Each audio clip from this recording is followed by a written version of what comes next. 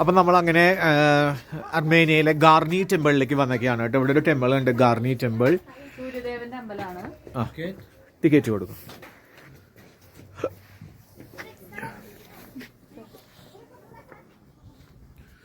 ഇതാണ് ആ ടെമ്പിള്. നമുക്ക് ഇവിടുത്തെ വിശേഷങ്ങൾ കാണാം. ഇവിടെയും ഐസ് ഇങ്ങനെ നിറഞ്ഞു കിടക്കാണ്, കണ്ടോ. പക്ഷെ അമ്പലത്തിലേക്കുള്ള വഴിയിൽ അധികം ഒന്നും കാണാനില്ല കേട്ടോ. കാണാനൊന്നുമില്ല. സൂര്യദേവന്റെ അമ്പലമാണിത്.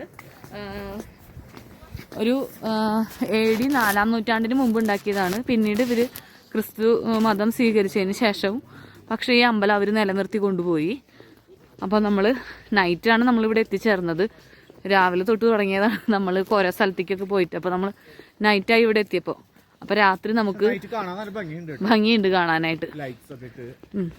ഇതിന് ചുറ്റുമുള്ള സൈഡിലൊന്ന് ചുറ്റും ഐസും ഉണ്ടെങ്കിലും നടപ്പാതയിൽ തീരെ ഐസൊന്നും കാണാനില്ല. കുറച്ച് ഇത് ഉരുകി നടക്കാനുള്ള വഴിയാക്കി വെച്ചിട്ടുണ്ട്. അതുകൊണ്ട് നല്ല സുഖമുണ്ട്. മറ്റു സ്ഥലത്ത് പോയ പോലെ അത്ര ബുദ്ധിമുട്ട് തോന്നണില്ല. പുറത്ത് പിന്നെ കുറെ കടകളിൽ വൈനും കോഫിയും. ആപ്പിൾ ട്രീ ആണ് കേട്ടോ. ആ ശരിയാ. വിന്റർ ആയില്ലേ, ഒന്നോ രണ്ടോ ആപ്പിളൊക്കെ നിൽക്കുന്നുണ്ട്. പക്ഷെ ഇപ്പൊ ഇരുട്ടായ കാരണം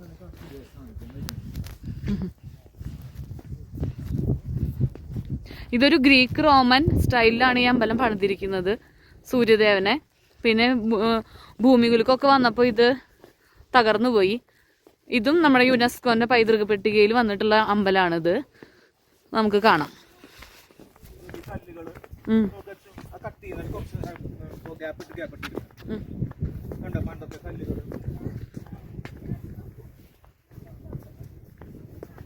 ഇത് അത്രയും പുരാതനമായിട്ടുള്ള വസ്തുക്കളാണിത്.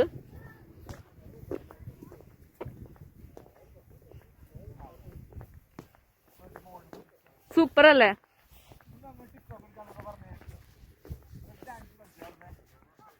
ചേട്ടാ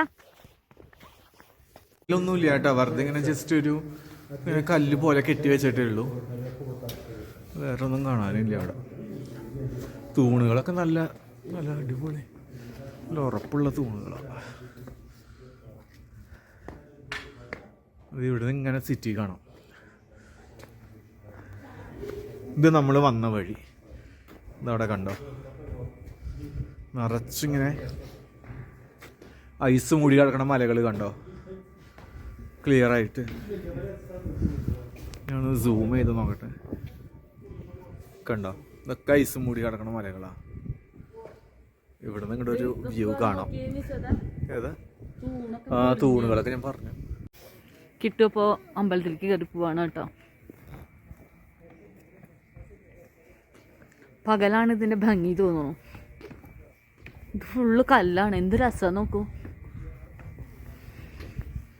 ഭയങ്കര ഉയരാ.